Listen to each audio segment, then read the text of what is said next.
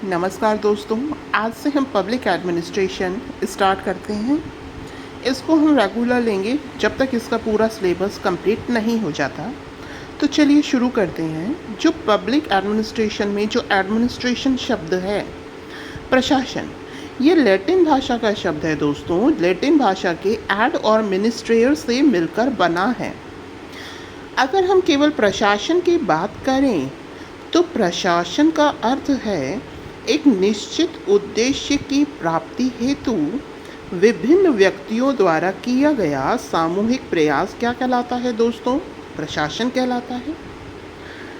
Luther गुलिक ने इसकी व्याख्या करी। लूथर गुलिक का जो स्टेटमेंट है दोस्तों वो भी इसी के ही जैसा है। कैसे? निश्चित उद्देश्यों की पूर्ति हेतु कार्यों को करवाना। निश्चित उद्देश्यों की पूर्ति हेतु कार्यों को करवाना क्या है दोस्तों? प्रशासन। अब हम बात करते हैं विशेषताओं की। अब मान लीजिए आपके क्वेश्चन आ सकता है कि प्रशासन क्या है, इसकी क्या विशेषताएं होती हैं। तो आप यहाँ पर लूथर गुलिक का स्टेटमेंट भी लिख सकते हैं, और अगर ये याद ना है तो आप ये भी सीधे लिख सकते हैं, ये ऐसे डायग्राम बना के।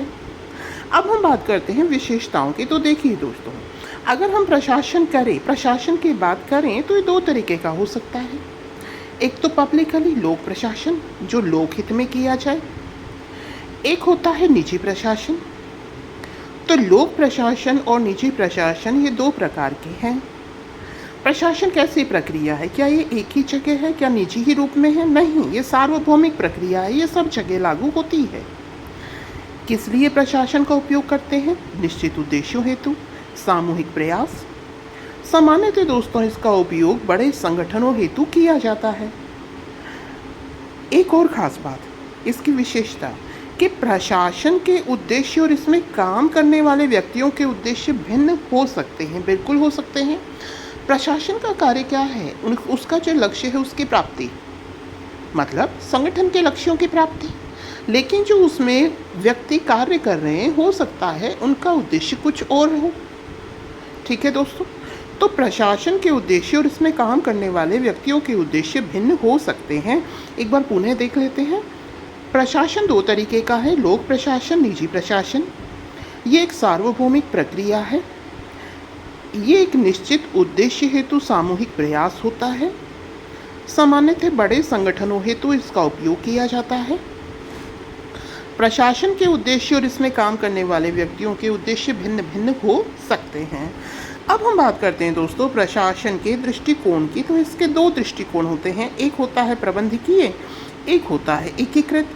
तो प्रबंधकीय दृष्टिकोण में सामान्यतः ये माना जाता है कि किसी भी संगठन में जो प्रबंधक होते हैं, मतलब कि जो हायर पोस्ट होती है, जो निर्णय लेने वाले लोग होते हैं, वो ही इसका भाग हैं।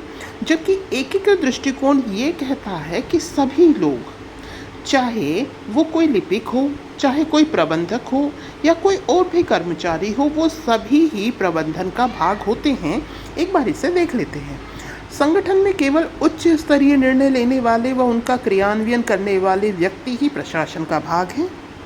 अर्थात पोस्ट कॉर्प संबंधित गतिविधियां संपन्न कराने वाले व्यक्ति ही प्रबंधन का भाग है। पोस्ट कॉर्प लूथर गुलिक द्वारा दिया गया सिद्धांत है दोस्तों।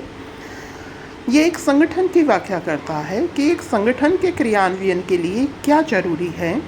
ये होता है planning, organisation, staffing, directing, coordination, reporting and budgeting. ठीक है दोस्तों, अगर हम एकीकृत दृष्टिकोण की बात करें, ये जो एकीकृत दृष्टिकोण है ये व्यापक दृष्टिकोण भी होता है। ये कहता है सभी कार्य व प्रक्रिया, चाहे वे किसी भी स्तर के कर्मचारी द्वारा हो, प्रशासन का ही एक भाग है।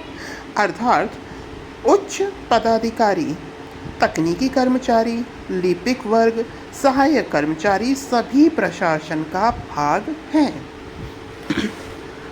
अब इसके अलावा प्रशासन की एक डेफिनेशन डॉनहम ने भी दी थी। डॉनहम ने क्या कहा? अगर आधुनिक मानव सभ्यता का पतन हुआ तो ऐसा प्रशासन में विफलता के कारण ही होगा। मतलब अगर आधुनिक मानव सभ्यता का पतन अगर हुआ तो ये किसकी वजह से होगा? प्रशासन में विफलता की वजह से। मतलब प्रशासन ने अपना काम प्रॉपरली नहीं किया। अब हम बात करते हैं, अभी तक हमने प्रशासन के बारे में पढ़ा, अब दोस्तों हम बात करते हैं लोक प्रशासन की। तो दोस्तों लोक प्रशासन प्रशासन का ही एक भाग है जो एक विशिष्ट राजनीतिक व्यवस्था के अंतर्गत रहकर राजनीतिक निर्णयों को कार्य रूप में लागू करता है। लोक प्रशासन क्या है? ये प्रशासन का ही एक भाग है जो एक विशिष्ट राजनीतिक व्यवस्था के अंतर्गत रहकर राजनीतिक निर्णयों को कार्य रूप में लागू करता है। मतलब कि जो भी पॉलिटिकली कोई भी व्यवस्था करी गई, ठीक है, फिर उसका क्रियान्वयन कौन करेंगे? लोक प्रशासन आदि के अधिकारी करेंगे।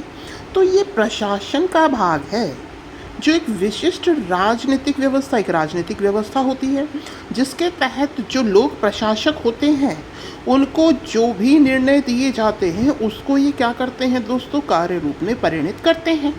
तो इसी से ही इसकी डेफिनेशन बना लीजिए, ये प्रशासन का ही एक भाग है जो एक विशिष्ट राजनीतिक व्यवस्था के अंतर्गत रहकर राजनीतिक निर्णयों को कार्य रूप में लागू करते हैं। अब ये यहाँ पे हम और दो डेफिनेशन देखते हैं।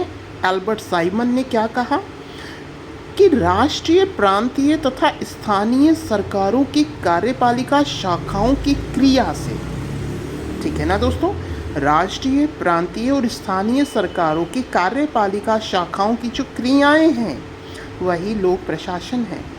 एप्पलबी ने क्या कहा? नीति निर्माण ही लोक प्रशासन का सार है। अब हम देखते हैं अंतर दोस्तों प्रशासन और लोक प्रशासन के बीच में। देखिए, तो लोक प्रशासन क्या है दोस्तों? प्रशासन का भाग। तो सिंपल सी बात है, जो प्रशासन है वो कैसा होगा? व्यापक दृष्टिकोण वाला होगा। वहीं पर लोक प्रशासन कैसा होगा दोस्तों? संकुचित दृष्टिकोण वाला होगा। प्रशासन क्या है? एक प्रक्रिया है। लोक प्रशासन एक सिस्टम है, एक तंत्र है जो जन कल्याणकारी कार्य संपन्न करवाता है। ये व्यापक दृष्टिकोण रखता है, ये संकुचित दृष्टिकोण रखता है, ये एक प्रक्रिया है, ये एक तंत्र है जो जन कल्याणकारी कार्य करवाता है। इसका सामान्य उद्देश्य को लेकर विभिन्न व्यक्तियों द्वारा सामूहिक प्रयास किया जाता है किसी भी सामान्य उद्देश्य को लेकर, लेकिन यहाँ राजनीतिक निर्णयों को कार्य रूप में लागू किया जाता है। प्रशासन में तो सामान्य उद्देश्य को लेकर विभिन्न व्यक्तियों द्वारा सामूहिक प्रयास किया जाता है, वहीं लोक प्रशासन में राजनीतिक निर्णयों को कार्य रूप में लागू करवाया जाता है। आगे हम बात करते हैं दोस्तों शासन और लोक प्रशासन की। शासन, आप बताइए, शासन का संबंध सीधे किससे होगा? सरकार से। लोक प्रशासन का संबंध किससे होगा? नौकरशाही से। शासन का संचालन कौन करेगा? जनता द्वारा चुने गए प्रतिनिधि, क्योंकि इसका संबंध ही किससे है? सरकार से। लोक प्रशासन का संचालन कौन करेगा? अधिकारी करेंगे। यहाँ पर जो शासन करते हैं उन लोगों को क्या कहते हैं? जनसेवक। ये कार्य लोक प्रशासन का क्रियान्वयन करने वाले लोग क्या कहलाते हैं? सरकारी सेवक, क्योंकि वो सरकार का काम करते हैं। इनका कार्य है दोस्तों नीति निर्माण करना, वहीं लोक प्रशासन का कार्य है नीति का क्रियान्वयन करना। शासन को निर्देश कहाँ से प्राप्त होता है? संविधान से। और लोक प्रशासन किसके निर्देशन में काम करता है? सरकार से। मतलब इसको सरकार से निर्देश प्राप्त होता है। एक बार दोबारा देखते हैं। शासन सरकार से संबंधित है, लोक प्रशासन नौकरशाही से संबंधित है। इसका संचालन जनता द्वारा चुने गए प्रतिनिधियों द्वारा होता है, इसका संचालन अधिकारियों द्वारा होता है। जन सेवक होते हैं जो इसका संचालन करते हैं, और लोक प्रशासन का संचालन करने वाले लोग सरकारी सेवक कहलाते हैं। इसका कार्य है नीति निर्माण, इसका कार्य है नीति क्रियान्वयन। यह संविधान से निर्देश प्राप्त करता है दोस्तों, ये सरकार से निर्देश प्राप्त करता है। उम्मीद है आपको इतना समझ में आया होगा। जैसा भी लगे प्लीज़ कमेंट कर बताइएगा। आगे नेक्स्ट क्लास में इसके आगे का हम देखेंगे। तब तक के लिए thanks and have a nice day.